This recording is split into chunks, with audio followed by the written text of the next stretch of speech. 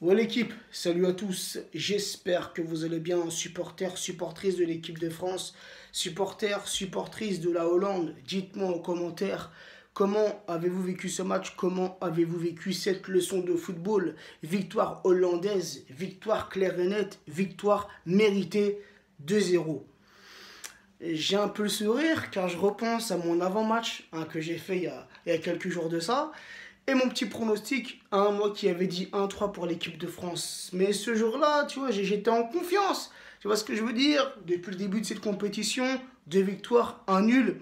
Et là, ce soir, il nous suffisait juste d'un match nul, juste un petit point, ou bien sûr, le top du top, une victoire. Et on restait premier et qualifié pour le Final Four. Mais les gars, ce soir, ça ne s'est pas passé comme prévu. Un des Hollandais qui nous attendait de pied ferme, c'était chez eux, à domicile. Cette équipe hollandaise, les gars, qui est en pleine reconstruction. Pour petit rappel, des Hollandais qui n'ont pas participé au dernier championnat d'Europe, ni à la dernière Coupe du Monde. Mais les gars, des Hollandais, comme j'ai dit, en pleine reconstruction. Et des Hollandais qui nous ont fait mal ce soir, les gars, dans le jeu, dans la construction du jeu, dans leurs passes, dans leurs gestes techniques et surtout dans leur concrétisation.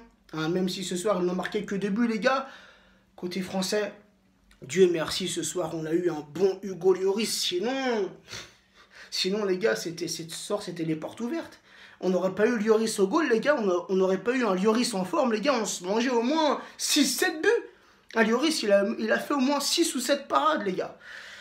Franchement, très très décevant, cette équipe de France, les gars, championne du monde en titre. Comment tu peux te permettre de faire un match comme ça? Minimum, il nous fallait un match nul. Et on restait premier, tranquillou, pour la suite de cette compétition. Mais non, des Français des Français qui n'ont pas répondu présent. Des Français qui, sur les demi-temps, n'ont pas fait preuve de caractère. Des Français qui n'ont pas été au pressing. Des Français qui n'allaient pas sur le porteur du ballon. Alors, même quand un ou deux joueurs, on a eu en première mi-temps Kanté qui a essayé d'aller au pressing, Griezmann qui a essayé lui aussi d'aller au pressing, mais personne ne suivait. Tu vois ce que je veux dire? Ils étaient solo à le faire, le pressing. Personne, aucun autre joueur ne les suivait. Où veux-tu aller avec une équipe comme ça? Avec une équipe qui ne met pas d'intensité? Les gars, c'est dégueulasse. Sincèrement, c'est dégueulasse à regarder. Et là, tu te dis quoi? C'était un match à enjeu. Tu vois, c'est un match de compétition. Et les Français n'ont pas répondu présent. Alors t'imagines, mardi soir, on réceptionne l'Uruguay au Stade de France pour un match amical. Alors je vais le regarder parce que c'est l'équipe de France.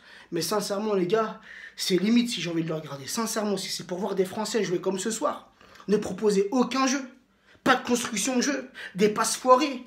Les gars, on a eu quoi? Vous allez le voir sur les statistiques, les gars. Seulement 2 tirs, si je ne me trompe pas. Les gars, on a 7 tirs, seulement 2 tirs cadrés, les gars, en 90 minutes. Pour une équipe championne du monde, avec une attaque de feu. On a des Mbappé, on a des Dembélé, on a des Grisou. Rien ce soir. Les joueurs, les gars, ce soir, les joueurs français ont tous été transparents, hormis Lloris. Et j'ai trouvé aussi que Kimpembe a fait un bon match. J'ai trouvé que ce soir, Kimpembe, les gars, s'est rattrapé. Mais les gars, juste avant la mi-temps, la 44e minute, un Wijnaldum, je ne sais pas comment ça se prononce, c'est blaze hollandais. Donc excusez-moi pour la prononciation, les gars. Mais c'est un peu le cafouillage, ce centre de Jong là, ce jeune numéro 7 hollandais, les gars, c'est une pépite. Franchement, ce joueur-là, les gars, c'est une merveille. Et même leur numéro 3, de Ligt ou de Leicht ou je sais pas quoi, là, le joueur de l'Ajax d'Amsterdam, les gars, ce défenseur central. Le mec, il a que 19 ans, les gars, c'est déjà une armoire à glace, les mecs. Franchement, ces deux joueurs-là ont fait un bête de match côté hollandais. Donc ce centre du numéro 7, un petit cafouillage entre Nzonzi et Varane. Nzonzi qui remet ce ballon dans la surface. Ça lobe même Kimpembe qui essaye malgré tout de tacler. Frappe de Babel, celui qui avait les cheveux rouges. La frappe de Babel s'est repoussée dans un premier temps par Lloris. Et Wijnaldum, excusez-moi encore une fois si je le prononce mal, qui vient tromper Lloris 1-0 pour les Hollandais. Mais je me suis dit, ça nous est déjà arrivé, on a été mené au score contre l'Allemagne, on a été mené au score contre l'Islande, si je ne dis pas de conneries, durant les 2 derniers matchs, et on a su revenir au score. Donc là, j'étais plutôt confiant, tu vois, je me suis dit, voilà, on s'est fait piquer, mais nos Français vont se réveiller. Deschamps a dû sûrement pousser une petite gueulante, et les gars, ça n'a pas servi à grand-chose. On revient en seconde mi-temps, les gars, on fait exactement la même chose qu'en première mi-temps. Aucun pressing, aucune intensité, aucune combativité. Les gars ont laissé les Hollandais jouer à la baballe. Les Hollandais qui faisaient le passe à 10, les gars. Ça, les gars, c'est inadmissible.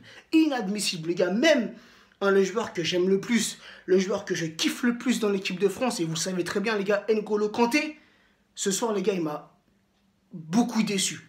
Sincèrement, il a eu beaucoup de ballons perdus. Il a fait beaucoup de fautes. Il s'est pris un carton jaune et il était à la limite de recevoir un deuxième carton jaune. Donc franchement, j'ai jamais vu un N'Golo Kanté jouer comme ça en équipe de France. Un joueur qui ce soir m'a énormément déçu. Après les gars, je ne vais pas faire du cas par cas au niveau des joueurs français. Très sincèrement, ils ont pour moi ce soir tous été transparents. Hormis Griezmann en première mi-temps qui a fait cette tête, mais malheureusement pas assez puissante. Et même en seconde mi-temps, un Griezmann qui a, je sais pas, tenté une reprise acrobatique dans la surface un petit peu foirée. Bref, ça c'est les gars, c'était les deux seules actions dangereuses côté français. Donc les gars, on va finir avec les statistiques.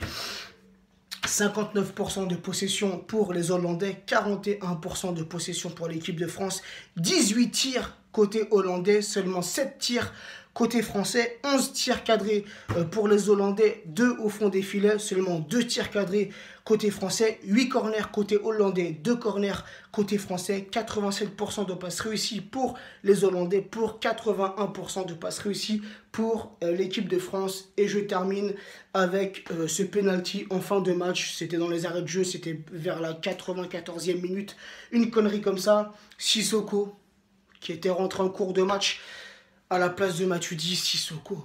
Mais je me demande même pourquoi Deschamps, il a rappelé ce joueur en équipe de France. Sissoko, c'est brute. Le mec, c'est une brute. Et il fait une faute de con. C'est une faute conne. Hein, le mec, il perd le ballon. Non, il veut tenter de le récupérer. Il fait faute sur le joueur hollandais. Penalty accordé et clairement mérité pour les Hollandais. Et un Memphis Depay qui vient tromper Lloris. 2-0 pour les Hollandais. Match plié, les gars. On a reçu ce soir, les gars, une belle leçon de football de la part des Pays-Bas. Donc voilà, on finit avec les remplaçants. Comme je l'ai dit, Sissoko qui a remplacé Matuidi, Dembélé qui a remplacé Giroud, un Giroud fantomatique inexistant, et Ndombele qui a remplacé Nzonzi. Donc voilà l'équipe, déçu, sincèrement, mais déçu de la prestation des joueurs français, déçu comme j'ai dit, de la prestation des joueurs français, déçu du match. Franchement, sincèrement, je suis très très déçu.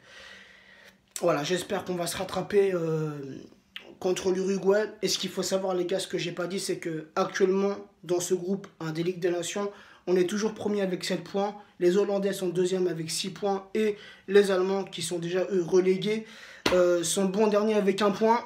Lundi soir, il y a un match entre l'Allemagne et les Hollandais. Si les Hollandais gagnent, ils se qualifieront pour le Final Four.